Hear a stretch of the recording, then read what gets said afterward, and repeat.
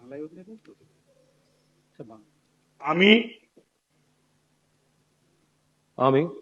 কুণাল কুমার ঘোষ পশ্চিমবঙ্গ বিধানসভায় সদস্য নির্বাচিত হইয়া ঈশ্বরের নামে শপথ করিতেছি, সত্য নিষ্ঠার সহিত প্রতিজ্ঞা করিতেছি যে বিধি দ্বারা স্থাপিত ভারতের সংবিধানের প্রতি আমি অকৃত্রিম নিষ্ঠা ও আনুগত্য পোষণ করিব। আমি ভারতের সার্বভৌমত্ব ও অখণ্ডতা রক্ষা করিব এবং যে কর্তব্য ভার আমি গ্রহণ করিতে উদ্যত হইয়াছি তাহা নিষ্ঠাপূর্বক নির্বাহ করিব। বেলেঘাটার নবনির্বাচিত তৃণমূল বিধায়ক কুণাল ঘোষকে বিধানসভায় সংবিধানে শপথ রেখে শপথ বাক্য পাঠ করিয়েছেন বর্ষিয়ান নেতা তথা মানিকতলার বিজেপি বিধায়ক এবং পশ্চিমবঙ্গ বিধানসভার প্রোটেম স্পিকার তাপস রায়। এবং এটা কারোরই অজানা নয়, একটা সময় কুণাল ঘোষ তাপস রায় একসঙ্গেই তৃণমূল দলটি করতেন। তাপস রায় অনেক বর্ষিয়ান নেতা, ছাত্র রাজনীতি থেকে তার উঠে আসা, এবং তাপস রায়ের হাত ধরে এই বাংলার বুকে বহু ছাত্র নেতা আজ মেন স্ট্রিম রাজনীতিতে প্রতিষ্ঠিত। সেই তাপস রায়ের সঙ্গে কুণাল ঘোষের ব্যক্তিগত সম্পর্কের রসায়ন কারোর অজানা নয়। একটা সময় তাপস রায়কে দলে ধরে রাখতে কুণাল ঘোষ দলের মধ্যে থেকেই বিদ্রোহী হয়ে উঠেছিলেন। তিনি শেষ পর্যন্ত চেষ্টা করেছিলেন তাপস রায়কে যাতে তৃণমূল কংগ্রেসে ধরে রাখতে হয়। কিন্তু উত্তর কলকাতার অন্য একটি লবি, রাগঢাক করে লাভ নেই, আপনারা সবাই জানেন, সুদীপ বন্দ্যোপাধ্যায় লবি, সেই লবির বিরুদ্ধেই লড়াই ছিল তাপস রায়, সজল ঘোষ, শিবাজি সিংহ রায় থেকে শুরু করে কুণাল ঘোষদের। একটা সময় সজল ঘোষ, যিনি 50 নম্বর ওয়ার্ডের কাউন্সিলর এবং বর্তমানে তিনি বরানগরের বিজেপি বিধায়ক, সেই সজল ঘোষের একটা ডিমান্ড ছিল, শুধু পুরসভার একটি টিকিট। সেই টিকিটটা পর্যন্ত আটকে দেওয়া হয়েছিল বলে শোনা যায়, এবং তারপরে সজল বিদ্রোহী হয়ে ওঠেন এবং তৎকালীন বিরোধী দলনেতা শুভেন্দুর হাত ধরে তিনি বিজেপিতে যোগদান করেন। এবং শেষ কলকাতা পুরসভা নির্বাচনে যখন চারিদিকে তৃণমূলের ঝড়, তার মাঝেও নিজের 50 নম্বর ওয়ার্ডটি মূলত ব্যক্তিগত কারিজমায় জিতে নেন সজল ঘোষ। তাপস রায়ও লোকসভা নির্বাচনের ঠিক আগে আগে বিজেপিতে আসেন এবং লোকসভার প্রার্থী হয়েছিলেন, হেরে গিয়েছিলেন সুদীপ বন্দ্যোপাধ্যায়ের কাছে, কিন্তু এবার তিনি মানিকতলা কেন্দ্র থেকে জিতেছেন। দেখুন, সজল ঘোষ কিংবা তাপস রায়, এদের সঙ্গে ব্যক্তিগত স্তরে কিন্তু কুণাল ঘোষের এখনও সুসম্পর্ক বজায় আছে এবং সেটা থাকাই উচিত। নিশ্চয়ই রাজনৈতিক মতাদর্শগত পার্থক্য আছে। আগামী 5 বছর বিধানসভার ভিতরে ও বাইরে তাপস রায় ও সজল ঘোষদের সঙ্গে কুণাল ঘোষের রাজনৈতিক লড়াইও হবে, উত্তর কলকাতার নতুন রাজনৈতিক সমীকরণ হবে।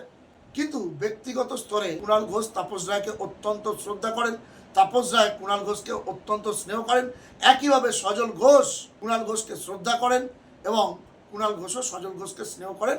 এটা কোনো পক্ষের কেউ অস্বীকার করতে পারবে না। আর সেই জায়গা থেকে গতকাল যখন বিধানসভায় প্রোটেম স্পিকার তাপস রায় কুণাল ঘোষকে শপথ বাক্য পাঠ করালেন, সেই মুহূর্তটা ছিল নস্টালজিক।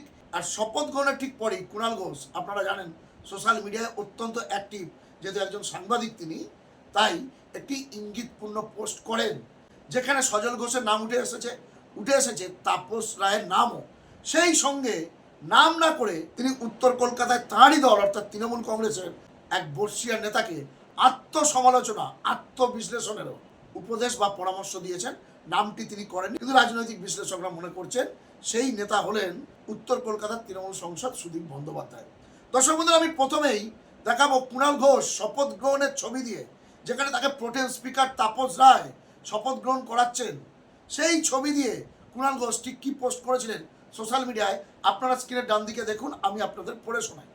দর্শক বন্ধুরা, আপনারা দেখুন 20 ঘন্টা আগের এই পোস্ট কুণাল ঘোষের নিজের সোশ্যাল মিডিয়া পেজে, অর্থাৎ 20 ঘন্টা মানে বুঝতেই পারছেন, গতকাল বিধানসভার প্রোটেম স্পিকার তাপস রায়ের কাছে বিধায়ক হিসাবে শপথ নেওয়ার পরই তিনি এই পোস্টটি করেছেন। সেখানে বেলেঘাটার নবনির্বাচিত তৃণমূল বিধায়ক কী লিখছেন?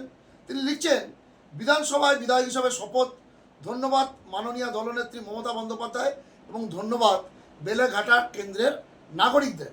শপথ পাঠ করালেন মাননীয় প্রোটেম স্পিকার তাপস রায়, দীর্ঘদিনের দাদা এবং নেতা, পয়েন্ট টু বি নোটেড, দীর্ঘদিনের দাদা এবং নেতা তাপস দাকে তৃণমূলে ধরে রাখতে আমরা চেষ্টা করেছিলাম, পারিনি, দুর্ভাগ্য। পরে রাজনৈতিক বিরোধিতা থাকলেও ব্যক্তিগতভাবে আমি তাপস দাকে ভালো বলায় আমাকে দল সাসপেন্ড করেছিল এবং সেই ঘটনা কিন্তু আমরা জানি। কুণাল ঘোষকে কিন্তু সাসপেন্ড করা হয়েছিল, তো কিছুদিন মুখ বন্ধ করে রাখতে বলা হয়েছিল এবং কুণাল ঘোষের মুখপাত্র পদ থেকেও কিন্তু কিছুদিনের জন্য সরিয়ে দেওয়া হয়েছিল। তিনি যে মুখপাত্র বা বিভিন্ন মিডিয়াতে কাকে কাকে কখন পাঠাবেন বিভিন্ন চ্যানেলে বা টিভি চ্যানেলে, সেটাও কুণাল ঘোষ একটা সময় দেখতেন, সেখান থেকেও কিন্তু তাকে সরিয়ে দেওয়া হয়েছিল, এটা সবাই জানে। তো যাই হোক, কুণাল ঘোষ সেই বিষয়টিকেই আবার উত্থাপন করেছেন। পরে রাজনৈতিক বিরোধিতা থাকলেও ব্যক্তিগতভাবে আমি তাপসদাকে ভালো বলায় আমাকে দল সাসপেন্ড করেছিল। ঘটনাচক্রে আমি আজ দলের বিধায়ক এবং শপথ বাক্য পাঠ করছি বিজেপির হয়ে জিতে আসা তাপসদার হাতে। ভাগ্যচক্র। এরপরে আসছেন সজল ঘোষের বিষয়। সজল পুরপিতাও বটে। উত্তর ও মধ্য কলকাতায় তাপসদা সজল ঘোষদের বাধ্য করা হয়েছিল দল ছাড়তে। একদম সরাসরি কুণাল ঘোষ লিখছেন তার সোশ্যাল মিডিয়া পোস্টে। তৃণমূল বিধায়ক, বেলেঘাটার বিধায়ক শপথ গ্রহণের পরে তিনি কিন্তু এটা লিখছেন। সজল পুরপিতাও বটে। উত্তর ও মধ্য কলকাতায় তাপসদা সজল ঘোষদের বাধ্য করা হয়েছিল দল ছাড়তে। দুজনকেই রাখার চেষ্টা করেছিলাম, কিন্তু সে সময় ব্যর্থ হয়েছিলাম। আজ তারাও বিধায়ক। আমি তৃণমূলের সৈনিকই আছি, লড়াই চলবে। তবে যার বা যাদের জন্য তাপসদা সজলরা আরও অনেকে দল ছেড়েছে, দলের ক্ষতি হয়েছে, তারপরেও এইরকম হোয়াটসঅ্যাপ কাঁদুনি পলিটিক্স করে স্বজন পোষণ চলছে, সেটা খুবই আপত্তিকর এবং উদ্বেগের। হোয়াটসঅ্যাপ কাঁদুনি পোস্ট করে এখনও স্বজন পোষণ চলছে, চিন্তা করুন। এই মুষল পর্বে, এই বিপর্যয়ের মধ্যে এখনও হোয়াটসঅ্যাপ কাঁদুনি পোস্ট করে স্বজন পোষণ চলছে। স্পষ্টতই ইঙ্গিত অন্তত রাজনৈতিক মহল মনে করছে কুণাল ঘোষের ইঙ্গিত সেই কিন্তু সুদীপ বন্দ্যোপাধ্যায়ের দিকে, বর্ষিয়ান তৃণমূল নেতা এবং উত্তর কলকাতার সাংসদ, তার দিকেই কিন্তু কুণাল ঘোষের নিশানা, এমনটাই মনে করছে রাজনৈতিক মহল এবং তিনি নাম না করলেও সেদিকেই যাচ্ছে বিষয়টা। এবং কুণাল ঘোষ বলছে এটা খুবই আপত্তিকর এবং উদ্বেগের। এভাবে দল তো ধরে রাখা যাবে না, দলের একটা মহা বিপর্যয় হয়েছে।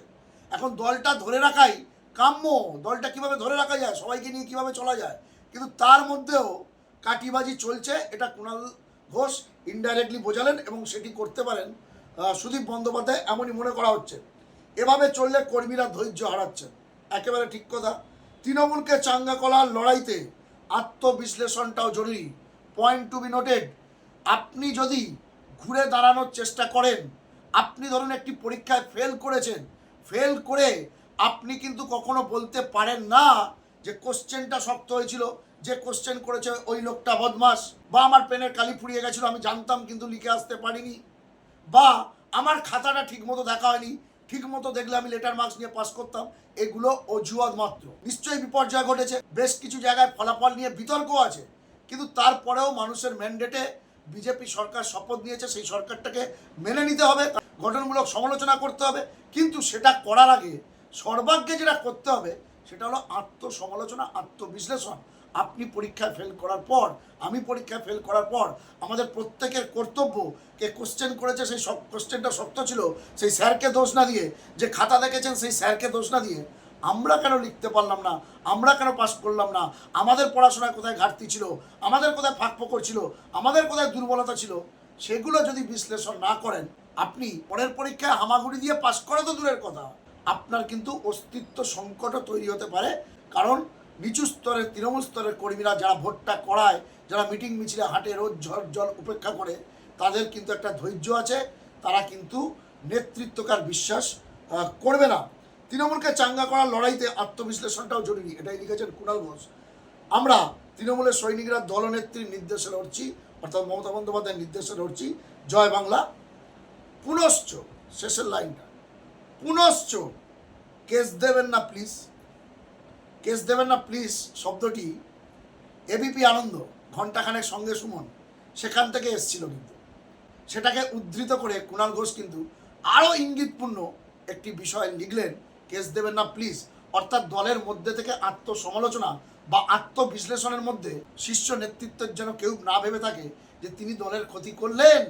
আসলে দলকে চাঙ্গা করতে, দলের আত্মবিশ্লেষণ করতে, দলকে ঘুরে দাঁড় করাতেই কুণাল ঘোষের এমনই বক্তব্য। এবং আপনারা দেখেছেন তৃণমূল যখন মধ্য গগনের সূর্য, তৃণমূলকে যখন কারুর হারানোর ক্ষমতা নেই, 2021, 2022, 23, 24 সেই সময় কিন্তু কুণাল ঘোষকে মাঝে মধ্যে দলের মধ্যে থেকেই বিদ্রোহী হতে দেখা গিয়েছে, কিন্তু দলটি তিনি ছেড়ে যাননি। তিনি আত্মসমালোচনা করেছিলেন, তার জন্য তাকে অনেক শাস্তি ভোগ করতে হয়েছে, পানিশমেন্ট হতে হয়েছে। আজও তিনি সেই পথেই হাঁটলেন, অর্থাৎ কুণাল ঘোষ কিন্তু বদলাননি, কুণাল ঘোষ কিন্তু নিজের পথ থেকে সরে যাননি। একটা সময় তিনি রাজ্যসভার সাংসদ ছিলেন, তারপরে তার জীবনে একটি বিপর্যয় ঘটে গেছিল, আবার তিনি ঘুরে দাঁড়িয়েছেন, ঘুরে দাঁড়িয়ে তৃণমূল কংগ্রেসটাই করেছেন, তৃণমূলের মুখপাত্র হিসাবে দায়িত্ব পালন করেছেন। শুধু তাই নয়, তার কাছে অন্য দলে যাওয়ার অফারও ছিল, কিন্তু তিনি যাননি, তিনি দলটি করেছেন। হ্যাঁ, দলের মধ্যে থেকে তার যদি কিছু খারাপ লাগে, তিনি কিন্তু বারবার বলেছেন খারাপ লাগলে আমার কিছু করার নেই, বার্নার লাগিয়ে নেবেন, কিন্তু তিনি মুখ খুলেছেন। এবার বেলেঘাটার নবনির্বাচিত বিধায়ক হিসাবে তিনি শপথ গ্রহণের পর মুখ খুললেন এবং দলকে চাঙ্গা করতে দলনেত্রীর নির্দেশে কী কী করার দরকার সেটাই বললেন। সুতরাং তিনি বার্তা দিলেন কোনো নেতাকে বা নেতৃত্বকে, বিশেষ করে উত্তর কলকাতার কোনো সিনিয়র নেতাকে হোয়াটসঅ্যাপে খুনসুটি লবিবাজি বন্ধ হোক, আবার নতুন করে ঘুরে দাঁড়ানোর চেষ্টা করা হোক। কুণাল ঘোষের বক্তব্যের সঙ্গে আমি শুধু দু একটি শব্দ জুড়ে দেবো, যেটা আমার নিজের আত্মবিশ্লেষণ করে মনে হয়েছে বা যেটা আমার আত্মসমালোচনা করে মনে হয়েছে, যে একটি বিপর্যয় আসতে পারে, আপনার জীবনে বিপর্যয় আসবে। রাজনীতির খেলা, রাজনীতিতে জয় পরাজয় আছে, সংসদীয় গণতন্ত্রে জয় পরাজয় আছে, ভোট হলে একটি দল জিতবে, একটি দল হারবে। কিন্তু বিপর্যয়কে কাটিয়ে উঠতে গেলে কুণাল ঘোষ যেমনটি বলছিলেন, সর্বাগ্যে আত্মসমালোচনা, আত্মবিশ্লেষণ প্রয়োজন। কোথায় আপনার দুর্বলতা আছে, আপনার পাকপোকর আছে, সেটা আগে খুঁজে বের করুন, তারপর অজুহাত খাড়া করবেন, একে অপরের ঘাড়ে দোষ চাপানো বন্ধ করুন। এর সঙ্গে শুধু আমি একটু জুড়ে দিতে চাই, সেটা হলো আগামী 5 বছর অন্তত নিজেদের শাসক ভাবা বন্ধ করুন। শাসক হয়ে যে অভ্যাসটা গড়ে উঠেছিল, সেটা যদি বন্ধ করতে না পারেন, তাহলে আপনি কোনোদিন বিরোধী দল করতে পারবেন না। শাসকের নেশা, ক্ষমতার মোহ থেকে ধীরে ধীরে নিজেদেরকে বের করে আনুন, তাহলেই দেখবেন আপনি একজন দায়িত্বশীল বিরোধী দল হয়ে উঠেছেন, বিরোধী নেতা হয়ে উঠেছেন, বিরোধী বিধায়ক হয়ে উঠেছেন, বিরোধী সাংসদ হয়ে উঠেছেন। ফলে সেই নেশা বা মোহ কাটিয়ে বিরোধিতা করার মানসিকতা তৈরি করুন, নিজেকে শাসক ভাবা বন্ধ করুন। দর্শক বন্ধুরা, আরও একটি বিষয়, রাজায় রাজায় যুদ্ধ হয় উলুখাগড়ার পাঞ্জায়। এবারে পোস্টপোল ভায়োলেন্স শুরু হয়েছিল, কিন্তু সেই বৃহৎ আকার কিন্তু ধারণ করেনি, এটা কেউ অস্বীকার করতে পারবে না। রাজনৈতিক হানাহানিতে কয়েকজনের মৃত্যু নিশ্চয়ই হয়েছে, প্রশাসন কড়া হাতে তার পদক্ষেপ নিয়েছে, বিষয়টা এখানেই বন্ধ। সেই সঙ্গে আরও একটি বিষয় আপনাদের জানিয়ে রাখতে চাই, গতকাল কুণাল ঘোষ যখন প্রোটেম স্পিকার তাপস রায়ের কাছে শপথ গ্রহণ করে তিনি বিধানসভার লবি দিয়ে বেরিয়ে আসছেন, সেই সময় তার সঙ্গে রাজ্যের নতুন মুখ্যমন্ত্রী শুভেন্দু অধিকারীর মুখোমুখি দেখা হয়। দুজনেই একে অপরকে দেখে কয়েক সেকেন্ডের জন্য দাঁড়িয়ে যান। কুণাল ঘোষ হাসি মুখে যেমন শুভেন্দু অধিকারীকে মুখ্যমন্ত্রী হওয়ার জন্য শুভেচ্ছা জানিয়েছেন, ঠিক একইভাবে রাজ্যের নতুন মুখ্যমন্ত্রী শুভেন্দু অধিকারী হাসি মুখে কুণাল ঘোষকে বলেছেন, আপনি তো শেষ পর্যন্ত জিতে গেলেন। যাই হোক, এরপরে দিলীপ ঘোষের সঙ্গেও কুণাল ঘোষের দেখা হয় বিধানসভাতে, একে অপরের সঙ্গে আলিঙ্গনও করেন। ফলে আগামী দিন থেকে, এখন থেকেই রাজ্য রাজনীতিতে বিরোধিতা থাকবে, গঠনমূলক সমালোচনা থাকবে, টিপ্পণী থাকবে, কিন্তু বিরোধিতার জন্য বিরোধিতা বা অন্ধ বিরোধিতার জায়গা থেকে সকলকে বেরিয়ে আসতে হবে, শাসক বিরোধী সবাইকে আত্মসমালোচনা করতে হবে। দর্শক বন্ধুরা, এই প্রতিবেদন আমি এখানেই শেষ করছি। এক্ষেত্রে আপনাদের মূল্যবান মন্তব্য কমেন্ট বক্সে লিখতে কিন্তু ভুলবেন না।